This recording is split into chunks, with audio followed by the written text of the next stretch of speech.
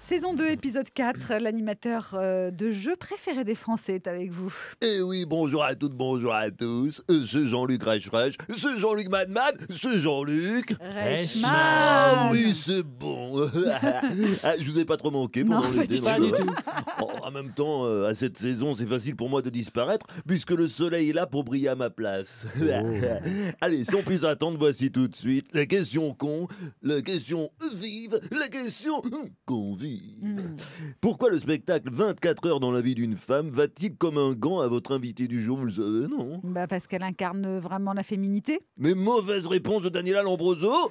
Broso. Tout simplement parce que c'est un spectacle pulpeux, riche en vitamines, qui mettra de l'énergie dans vos vies et vous fera oublier tous vos pépins.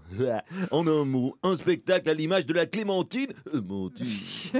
Joli. Appel suivant. Il nous vient du domaine de Montretout. Bonjour, n'est-ce pas? C'est Jean-Marie Le Pen. Le vieux monsieur honteusement spolié par la félonie incontrôlable d'une rejetonne ingrate, n'est-ce pas? Oui. Moi, j'aurais voulu demander à Madame Sélarié si la femme dont elle nous propose de partager 24 heures de la vie n'était pas présidente du Front National, par hasard. Connaissant Clémentine Sélarié, ça m'étonnerait un petit peu, mais pourquoi cette question? Et parce que si ce fut le cas, pas besoin d'aller voir la pièce. Je peux déjà vous raconter sa journée type. 8 heures, elle tente de crucifier son père. Midi, de le pendre.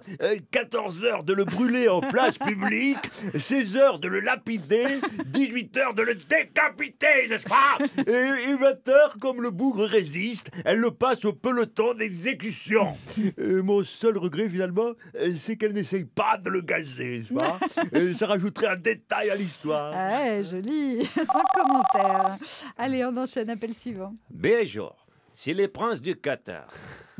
Moi, j'appelle pour savoir si la pièce de votre invité, elle n'est pas à vendre par hasard. Je crois pas, non?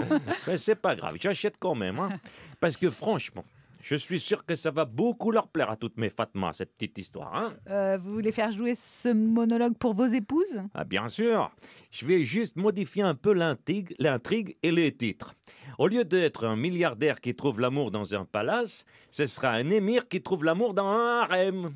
Et au lieu de s'appeler 24 heures dans la vie d'une femme, ça s'appellera 24 heures, 24 femmes dans la vie d'un homme. Ça claque, non? Allez, ça remarque une France bleue. Merci, Votre Altesse. On termine aujourd'hui avec Jean-Michel Apathy. Impeccablement, ma chère Daniela. Moi, Jean-Michel Apathy, l'oiseau migrateur du PAF, je dois dire qu'en plus de son talent de comédienne, votre invité du jour possède une constante dans sa ligne de pensée politique. Tout à fait remarquable d'ailleurs. Hein. Vous pourriez développer? Disons qu'irrévocablement, avant d'appeler à voter pour François Hollande en 2012, elle a tourné dans Turbulence, dans 2 bis rue de la Combine et dans Mirage. Ce qui prouve qu'elle avait quand même bien étudié son sujet avant de s'engager. Là-dessus, elle interprète en 2013 Marthe Richard, la femme qui fit fermer les maisons closes. C'est dire si elle s'est vite aperçue que ça allait être le bordel. Et ça, c'est remarquable, Anila. Remarquable. Merci Jean-Michel Apathy pour la finesse de cette analyse. Et merci Thierry Garcia. À demain pour un nouvel épisode de Allô les stars. Irrémanquablement, nous serons là. Merci.